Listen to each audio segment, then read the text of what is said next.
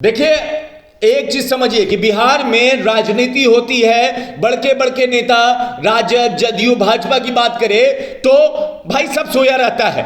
अब जो दो तीन चेहरे हैं जो निकल के आ रहा है, जो निकल के मार्केट में दिखाई दे रहे हैं, अब उनमें हम बात करेंगे। क्या 2024 और 25 में ये चेहरा खेला कर देगा?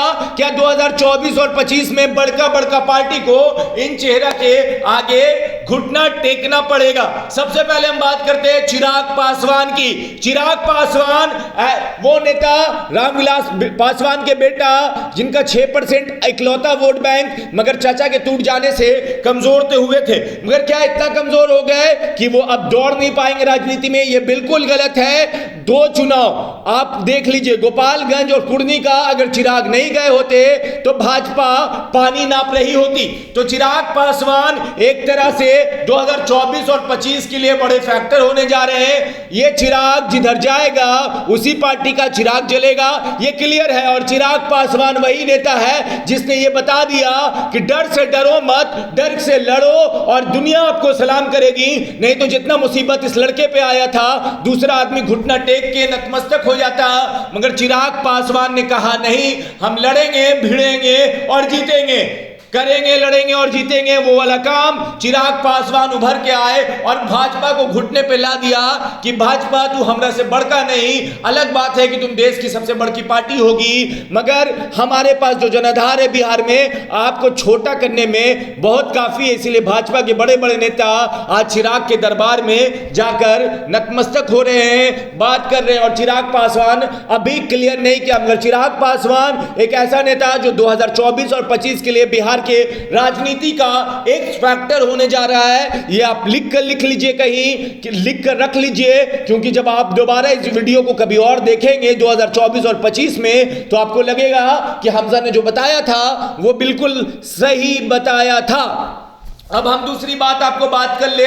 दूसरी तरफ आपको एक उभरता हुआ नेता आ रहा है, उसका नाम पृथ्वी कुमार माली है, माली समाज का नेता। इससे पहले एक दो बार नाम सुना गया था बोछा चुनाव में, जब इन्होंने मुकेश सहनी को समर्थन किया था। मगर इस तरह से मुकेश सहनी के समर्थन के बाद पृथ्वी माली का जनाधार नहीं बढ़ा। मगर कुर्नी चुनाव ने पृथ्वी माली को एक पहचान दिला दी, एक पहचान ये दिला दी कि कोई लड़का है जो माली समाज का वोट बैंक ट्रांसफर कर सकता है। 30 लाख से प्लस बिहार में माली समाज का वोट है। जितना वोट चिराग पासवान को 25 लाख आया था, उससे 5 लाख ज्यादा पृथ्वी कुमार के माली के समाज का वोट है। याद कीजिए, जब हम कुर्नी में लोगों से गुफ्तगू कर रहे थे, बात कर रहे थे, पब्लिक ओपिनियन कर रहे थे, तो लोग कह रहे थे कि पहले माली का मतलब था फूल बेचना। हम लोग आगे भी दूसरे के सेहरे के लिए फूल बनाते रहेंगे, मगर अब राजनीति में हमारा अपना लड़का आया है जिसने हमें बताया है कि किस तरह से बिहार में राजनीति करना है। तो अब माली समाज पृथ्वी कुमार माली के साथ जाने को तैयार है। बहुत विधानसभा ऐसा है जहां पर 25 से 30 हजार और भाजपा ने मदद लिया था। भाजपा को पृथ्वी कुमार माली ने मदद दिया और उसका असर यह हुआ कि 20वें राउंड के बाद जो आपको बॉक्स खुले ईवीएम 21वां 22वां और 23वां, आपको वो माली समाज का गांव था, कभी टाइम मिले तो देखिएगा। और वहां पे भयंकर लीड की भाजपा और 3600 वोटों से जीत गई। अगर पृथ्वी कुमार माली ने समर्थन नहीं दिया होता, चिराग पासवान ने अगर समर्थन नहीं दिया होता, तो भाजपा की खटिया खड़ी हो चुकी होती और भाजपा पानी मांग रही होती।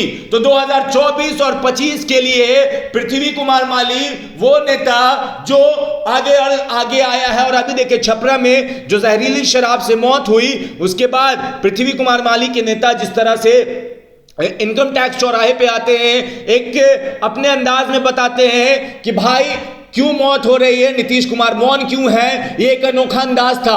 पत्रकारिता में मैंने 3 साल देखा है, आप ऐसा नहीं हुआ था। सब लोग पुतला दहन करते थे, ये शव यात्रा थी, साथ में रोना धोना सब मचा था कि एक आम आदमी भी समझ जाए कि क्या कहने चाह रही है। तो पृथ्वी कुमार माली अपना वेटेज बना रहे हैं और वो इंसान कामयाब हो चुका है अपने आप को पहचान दिलाने में। और अगर कोई आता है और माली समाज को इकट्ठा कर लेता है, तो उसके लिए एक बड़ी बात कि बिहार की राजनीति में जो दलदल है, जिसको जंगल कहा जाता है, और जंगल में बहुत सारे लोगों के रहते हुए अगर पृथ्वी कुमार माली अपना जनाधार बना रहे हैं तो ये उनके लिए बहुत खास बात है। अब तीसरा नेता जिसकी हम बात कर ले, उसका नाम मुकेश सैनी है। मुकेश सैनी वहां वो नेता 2017 से राजनीति में आते हैं, 2020 में गठबंधन के साथ 19 में गठबंधन के साथ लड़ते हैं लोकसभा, 20 में लड़ते हैं आपको एनडीए के साथ, मगर एनडीए में 4 सीट जीतते हैं, खुद तो हार जाते हैं, मंत्री बन जाते हैं, भाजपा उनको तोड़ देती है। मगर एक चीज मानना होगा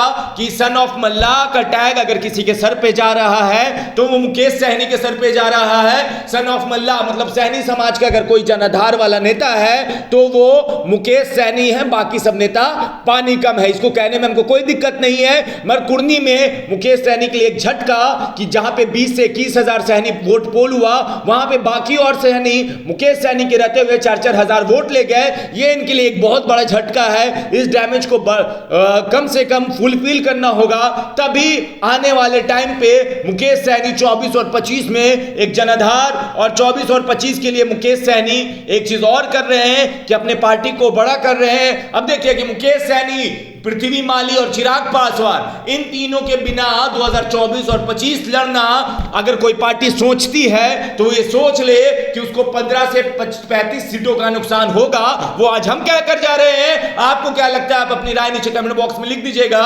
धन्यवाद।